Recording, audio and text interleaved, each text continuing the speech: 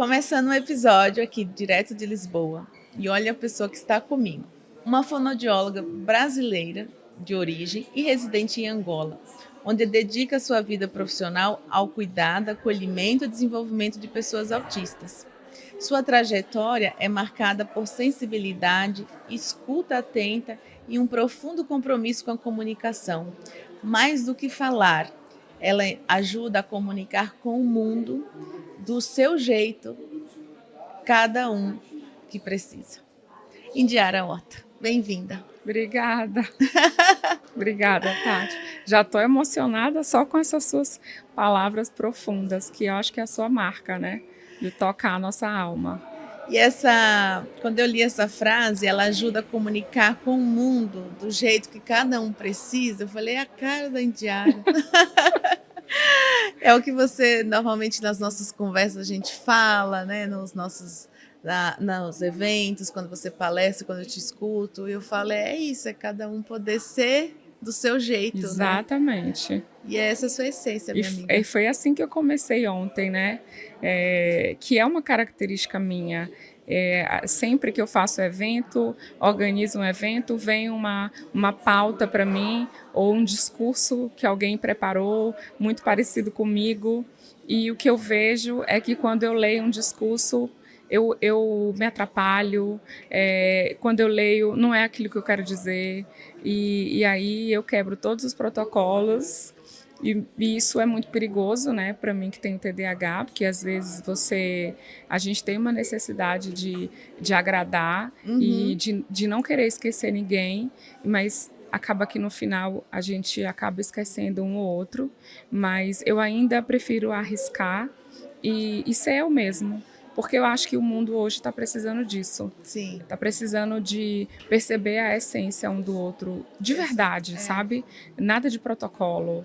E não é só na fala, né? No assim, precisa. Não, é na prática. Você sente que você está valorizando o outro do jeito que ele é, sabe? Exatamente. Então, quando você fala, eu consigo visualizar isso, sabe? Eu consigo sentir o que você está contando, que é exatamente o que você faz as pessoas sentirem e incluir, sabe? Então isso não tem preço não, minha amiga. Que bom. Eu não quero perder isso porque eu fui criada dessa forma. Eu sou assim desde sempre que eu me lembro, e eu acredito que isso me trouxe até onde eu cheguei, né? Sempre sendo verdadeira, chorando quando tenho que chorar, ficando brava quando tenho que ficar, rir quando tenho que sorrir, sempre sendo sincera.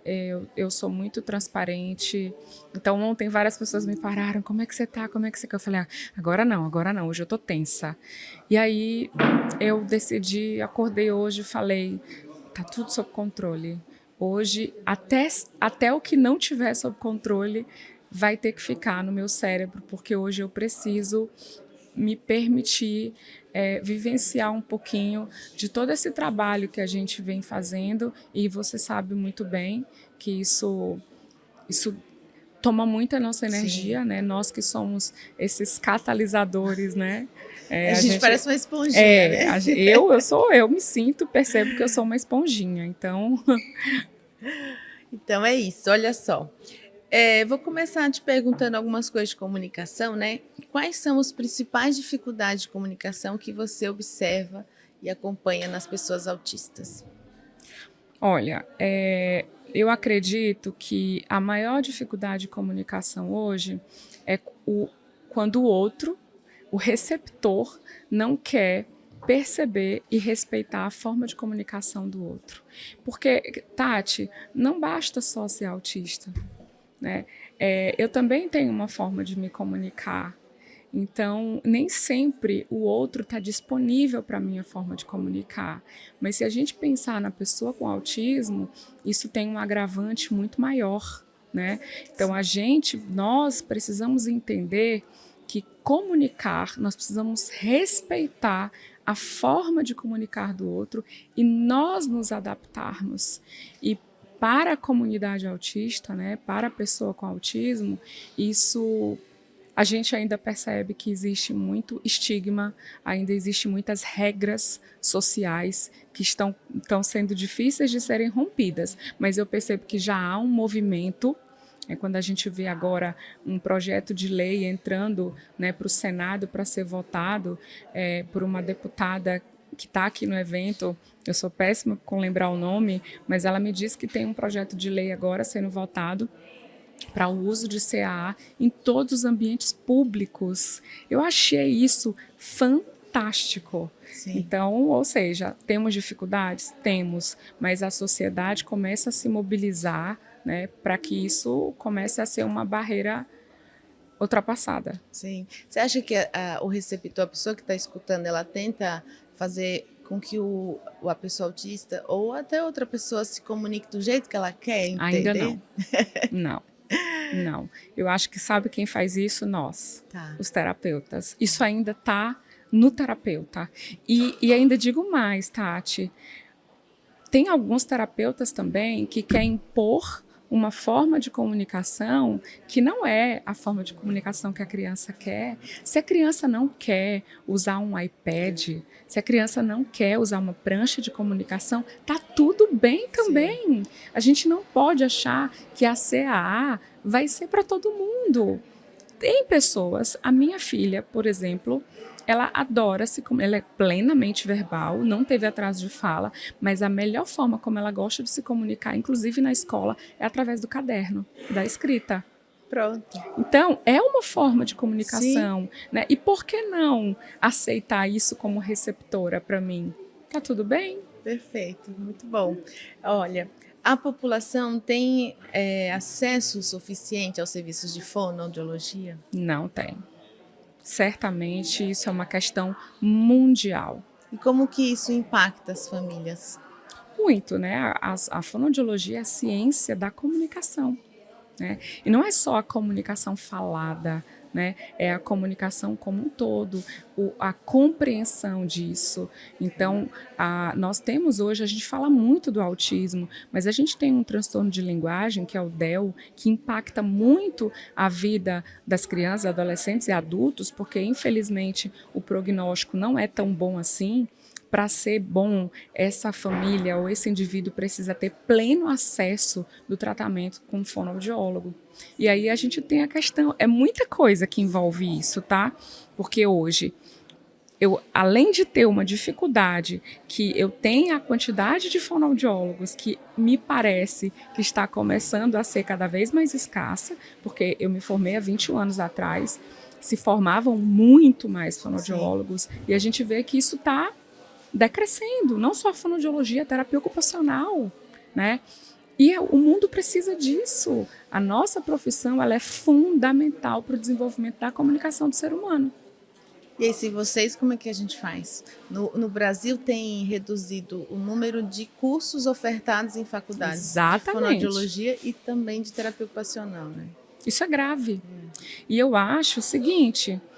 não sei se posso falar isso aqui, mas é uma polêmica, tá? Do seu jeito, amiga. Eu me preocupo muito, porque eu acho que as coisas elas estão caminhando, uma grande possibilidade de que os nossos cursos, que é ciência, baseada em ciência, sejam transformados em cursos técnicos. Isso aconteceu há vários anos no país, né? Quando você começa a ter uma baixa de procura. Sim. E quando você começa a ter escassez de profissional, esse curso ele é rebaixado para um curso técnico. E aí, se a gente já tem dificuldade hoje de encontrar profissionais que invistam na qualificação, imagina se a gente reduz o tempo de formação. Sim. Desse profissional. E a qualificação, né? Exatamente. Aí nós vamos ter um impacto maior ainda. Eu nunca tinha parado para pensar nesse aspecto. Sim. Vários países já falam sobre transformar os cursos superior em cursos técnicos. Pensando isso nessa linha, existem políticas públicas ou iniciativas voltadas para a área da fono, mas também voltada para o autismo, que você acha que é importante? Olha, eu acho que uma das que tem que estar previsto é que todo autista deve e tem que ter acesso a um profissional de fonoaudiologia, um profissional da comunicação, né? A gente já falou, deve ter acesso a um profissional da comunicação funcional, né, da comunicação aumentativa alternativa, lembrando que a comunicação aumentativa alternativa não é uma prática do fonoaudiólogo, ela é uma prática de qualquer profissional que queira investir na comunicação aumentativa alternativa. Por quê? Imagina se eu restringo isso só ao fonoaudiólogo também. Aí a coisa vai ficar mais difícil, né? Então, eu não tenho esse pensamento. Eu acho que isso tem que ser difundido no mundo.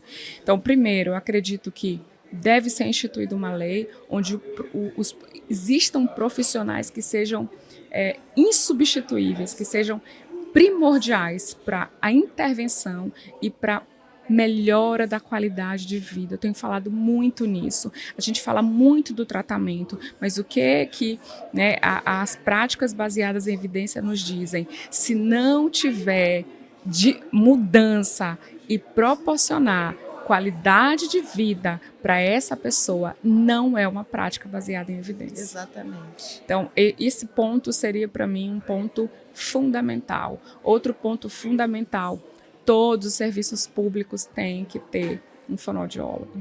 Tem que ter um fonoaudiólogo coordenando uma equipe. Vou ser mais polêmica ainda. Na minha clínica, eu tenho um setor de fonoaudiologia. A área comportamental não trabalha sem a fonoaudiologia. Os programas, né, de comportamento verbal, eles estão completamente debaixo da fonoaudiologia. Eu não tenho como fazer um treino de tato, de ecoico com uma criança se ela não passou primeiro por uma avaliação de fala, por uma avaliação de competência motora de fala. Porque senão eu vou causar uma frustração nesse indivíduo. E aí onde surgem às vezes os traumas, né? Que os pacientes vêm para a terapia já com trauma de outras experiências, né? E aí a gente tem... nós estamos aqui na Europa, acho que é preciso falar sobre isso, né? Que nós estamos num país onde há uma resistência muito grande para a análise do comportamento aplicada, mas eu acho que eu tenho certeza, o problema não é a análise do comportamento aplicada, que é plenamente baseada em evidência científica, é quem aplica. Exatamente. É a forma como é aplicada. Será que você tem um profissional da área da comunicação gerindo tudo isso, de comportamento verbal? Como é que você está fazendo isso? Porque o psicólogo, ele não vai ter esse conhecimento. Não. Então, eu acho que falta agora, Tati, o trabalho baseado na transdisciplinaridade, onde há um respeito de todas as áreas. Eu não sou suficiente, eu sou psicólogo, eu sou fono. Exato. Eu costumo dizer que eu sou fonossauro, eu sou fono de verdade. Eu sou fono que consigo hoje fazer um raciocínio clínico, que consigo conversar com o TO, que consigo conversar com uma psico, que consigo conversar com um neuropediatra.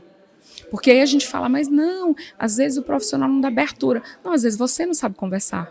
Às vezes ele não vai perder tempo porque você não consegue fazer um raciocínio clínico. Sim. Então, acho que finalizando esse combo dessa sua pergunta, a palavra é capacitação. Investir em capacitação. E é por isso que eu estou aqui hoje, né?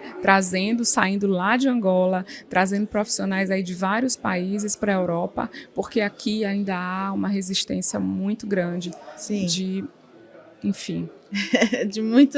São muitas vertentes, muitas vertentes envolvidas. E isso você falou da transdisciplinaridade, é o caminho possível, é o caminho. Assim, porque você vai trabalhar com uma criança de forma, ou uma pessoa, né, de forma você recorta o paciente, né?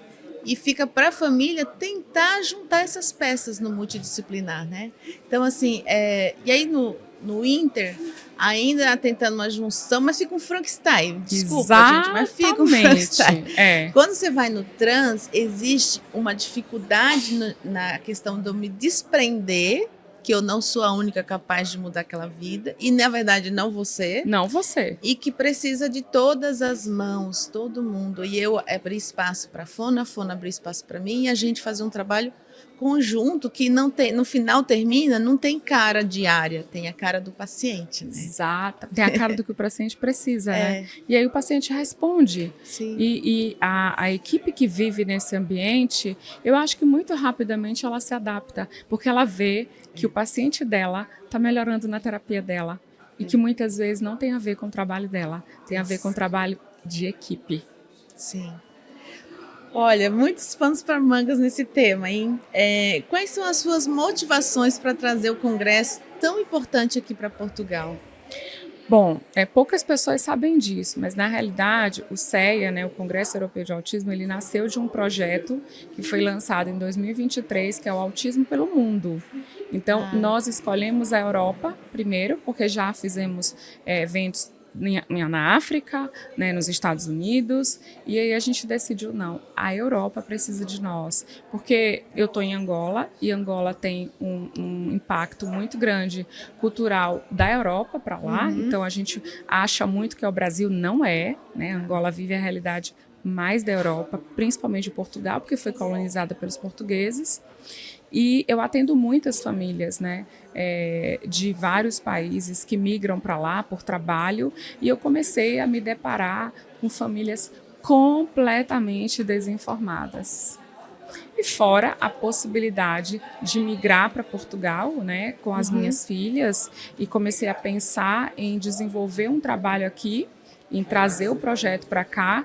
Daí começamos a pensar, a Kátia, né, minha companheira, minha sócia do CEA. Gravou aqui comigo já, pronto, tá? né, e é daqui. Então eu falei, vamos para Portugal, vamos desbravar e tentar quebrar esses estigmas. Sim. E é um desbravar, né? É um desbravar, sem dúvida. Qual foi o maior aprendizado que o trabalho com o autismo trouxe para a sua vida pessoal? Aprender a me respeitar. Aprender que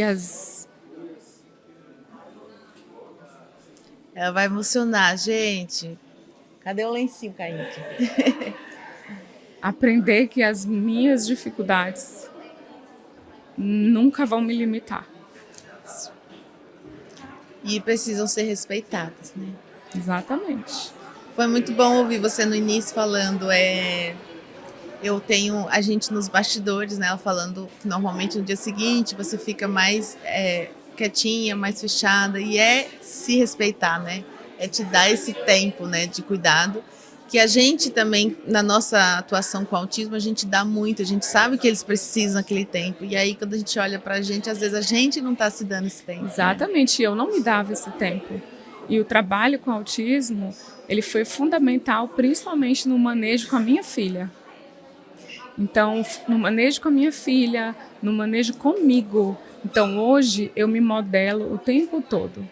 Eu me autorregulo o tempo todo. Tem momentos que eu não quero abraçar ninguém, tem momentos que eu preciso ficar só, tem momentos que eu preciso de muita gente, tem momentos que eu preciso de chorar mesmo, tudo estando bem. E assim eu vou aprendendo a lidar comigo e me conhecendo cada vez mais. E sua essência vai ficando, cada vez aproxima mais as pessoas, sabe?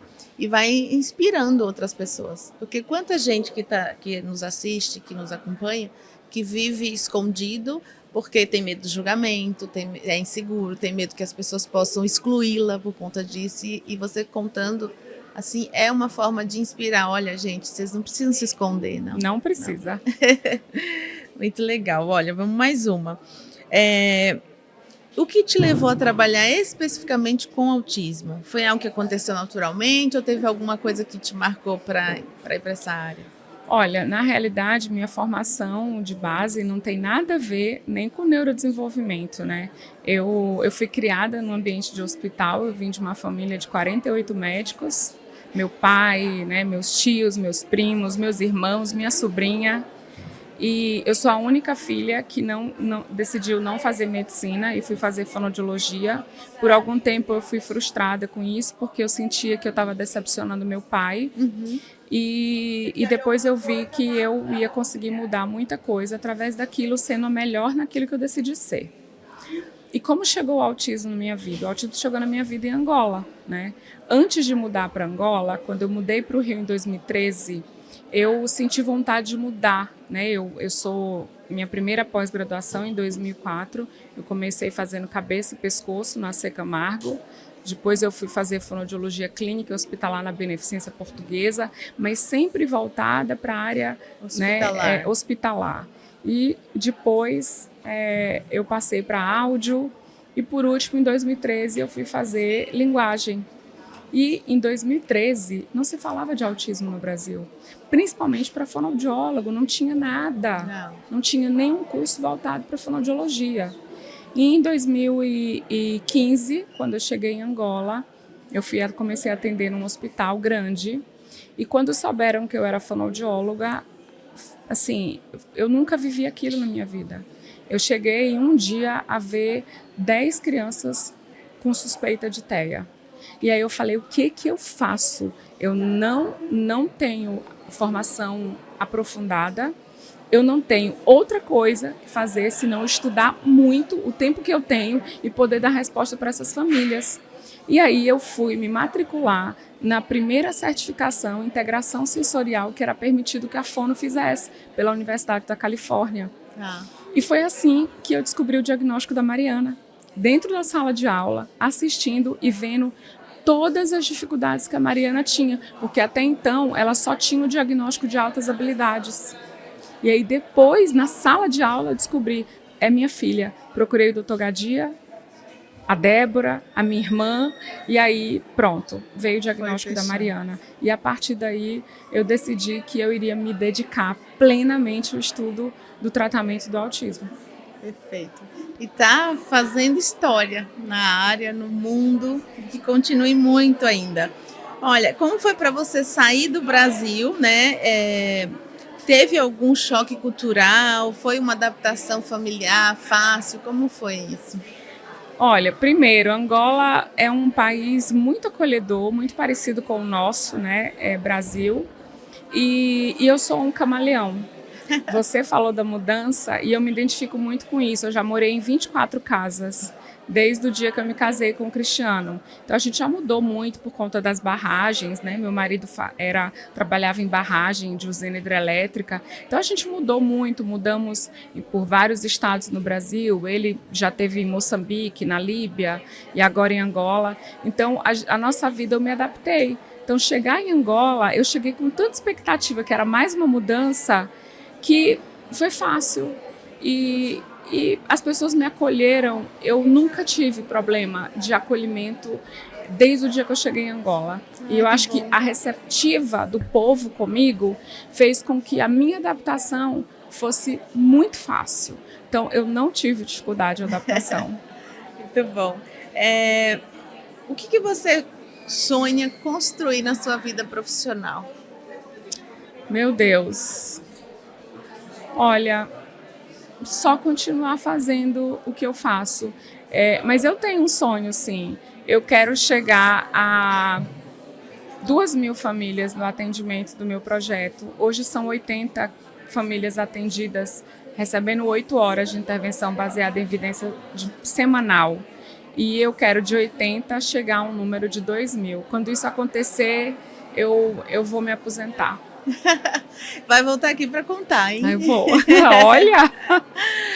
O que te move todos os dias para continuar nesse caminho tão lindo e tão difícil também, que não tem que tirar a sua... A gente não pode romantizar, que também tem suas dificuldades. Muitas dificuldades. O que me move é saber que aquilo que eu vou receber não vem desse mundo. E por fim, se você pudesse dizer algo para a Indiara lá no início da carreira, o que você diria? Meu Deus, que... E eu não mandei as perguntas para ela antes, tá? Porque para ela ficar com essa cara de surpresa. O que eu diria para mim lá no início da carreira? A Indiara de hoje, o que você diria para a Indiara do início? Acredite mais em você? Talvez isso. Eu tenho um lema. Gosto. Que eu vou contar em primeira mão, ninguém sabe disso. Ai, meu Deus. Eu estou lançando um livro ainda esse ano. Sonhar, agir, transformar. É isso. Sonhar, ouse sonhar. E quando você sonha, você precisa acreditar. Porque tem gente que sonha, mas deixa esse sonho na caixinha de Pandora. Fala, não, é um sonho. Não. Eu decidi sonhar, tomar ação e, através disso, transformar vidas. Então, isso está sendo transcrito para um livro, onde eu vou contar a minha história, eu vou contar como a gente vem transformando, né, Angola principalmente, como a gente fez para levar intervenção baseada em evidência para um continente que não sabia o que era, e através de acreditando em pessoas, transformando vidas através da capacitação. Então vai ser um livro, espero que, né, tenha uma boa aceitação, que as pessoas queiram conhecer a nossa história e que de alguma forma ela possa motivar outras pessoas. E vai, com certeza. Muito obrigada pela participação aqui. Obrigada também por abrir o espaço para a gente poder vir para cá. E eu desejo só as melhores coisas dessa vida para você. Tati, obrigada. Obrigada a você, toda a sua equipe, que está aqui trabalhando de maneira árdua, brilhantemente. Obrigada por tudo e espero que você esteja sempre comigo. Sempre, pode contar comigo. Esse foi o nosso episódio com a Indiara, que é a idealizadora desse congresso incrível, que já é a segunda edição aqui em Portugal. E compartilhem com mais pessoas esse episódio. Também visitem o congresso, o Instagram do congresso, que é @congressocea. Isso. Minha memória está funcionando, tá bom? E vejo vocês nos próximos. Beijo!